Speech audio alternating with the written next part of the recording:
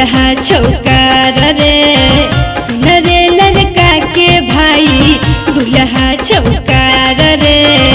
तिलक जे दिल कही पापा भेले सब बेकार रे तिलक जे दिल कही पापा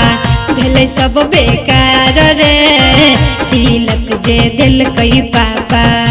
की कहली के सुन के लड़की के बहिन बनना होशियार गे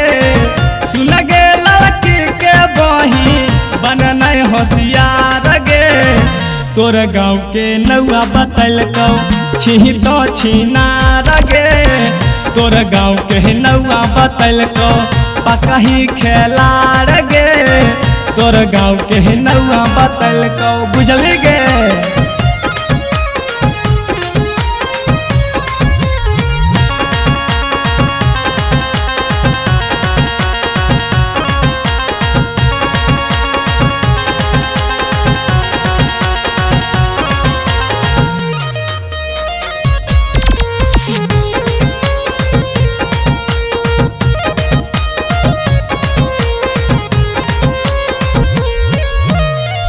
कैसन खानदान तोरो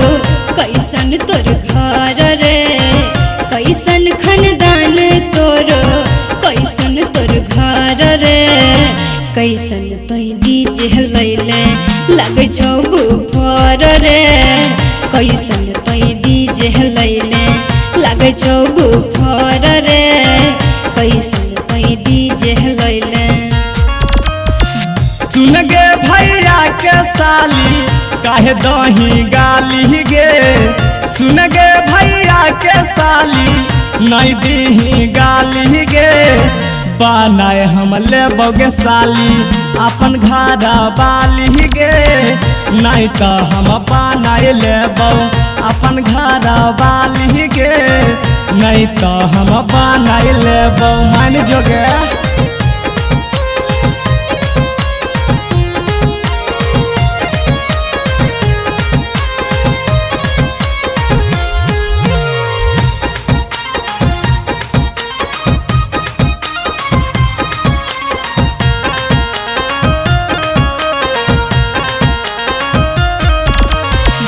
हे रे लड़का के भाई लगही तो चोर रे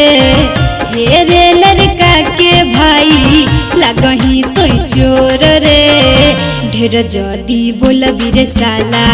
आँख देबो फोर रे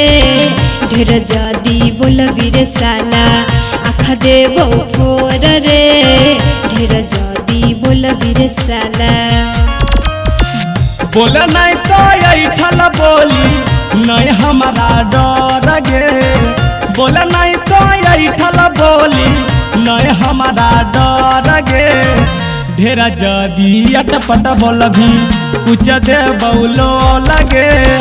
ढेरा जदी बोलभी गे साली बोल दे बौखो लगे ढेरा जदी बोलभी गे साली मान जो गे।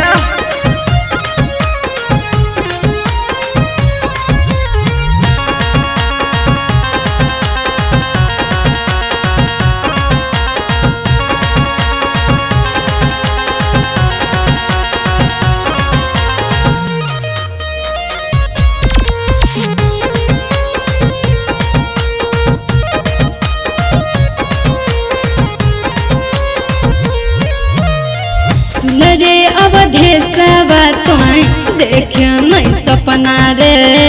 सुन रे रंजीतवा तोय देखे नहीं सपना रे तोरो से निमन मिलतै बर मोर अपना रे तोरो से निमन मिलतै डाल नहीं तोय दाना रे तोरो से निमन मिलतै छोटुआ से बच के रही है नहीं तो हो तो सोर गे बच के सुभसवा से रही है नहीं तो हो तो सोर गे चुमा ले ले तो गे गोरकी होठवा मिसल के चुमा ले ले तो गे साली तोरा दूनो गाल पर चुमा